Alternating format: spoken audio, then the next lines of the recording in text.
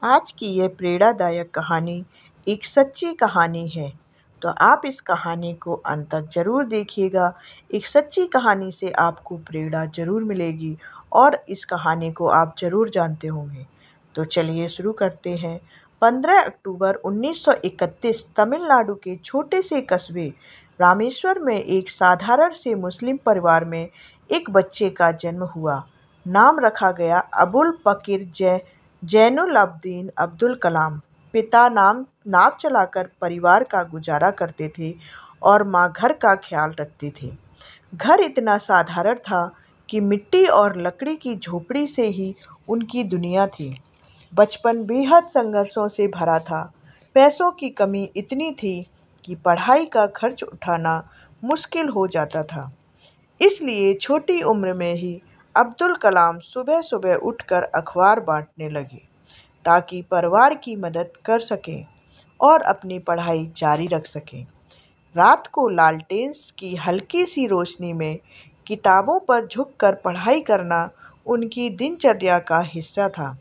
यही मेहनत और लगन धीरे धीरे उनकी सबसे बड़ी ताकत बन गई। आसमान में उड़ते पक्षियों को देखकर उनके दिल में हमेशा यही ख्वाहिश उठती कि कभी मैं भी उड़ सकूं, कभी मैं भी आसमान को छू सकूं। यहीं से वैज्ञानिक बनने का सपना उनके जीवन का मिशन बन गया। इंजीनियरिंग की पढ़ाई पूरी करने के बाद उन्होंने सोचा कि वो एयरफोर्स में पायलट बनेंगे। उन्होंने परीक्षा दी, लेकिन किस्मत ने साथ नहीं दिया और वो असफल हो गए। यह किसी भी इंसान को तोड़ देने वाला पल था, मगर कलाम ने हार मानने से इनकार कर दिया। उन्होंने खुद से कहा, शायद भगवान ने मेरे लिए कोई और राह चुनी है। यहीं से उनकी असली यात्रा शुरू हुई। 1958 में उन्होंने डीआरडीओ में काम शुरू किया और कुछ साल बाद इसरो से जुड़ गए।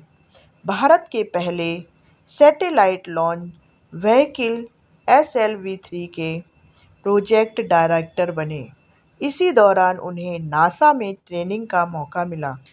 वहाँ की उन्नत तकनीक देखकर उन्होंने ठान लिया कि एक दिन मेरा भारत भी अपनी टेक्नोलॉजी पर गर्व करेगा। और जब रोहिणी उपग्रह को अंतरिक्ष में सफलतापूर्वक लॉन्च किया गया, तो उन्होंने साबित कर दिया कि भारत किसी से कम नहीं। यहीं से उनकी पहचान बनी भारत के मिसाइल मैन। अग्नि और पृथ्वी जैसी मिसाइलों के विकास में उनका इतना बड़ा था कि पूरी दुनिया ने उन्हें सर झुकाकर सलाम किया और उन्हें मिसाइल ऑफ द मैन कहने लगे। लेकिन इतना सब कुछ हासिल करने के बाद भी कलाम साहब ज़मीन से जुड़े रहे। 2002 में जब वो भारत के राष्ट्रपति बने, तब भी उनका सादगी भरा स्वभाव सबके दिलों को छू गया। बच्चों से बातचीत करना, उन्हें प्रेरित करना और उनके सपनों में विश्वास जगाना, यही उनका असली जुनून था। उन्होंने हमेशा कहा है, सपने वो नहीं जो आप नींद में देखें, सपने वो हैं जो आपको सोने ना दें।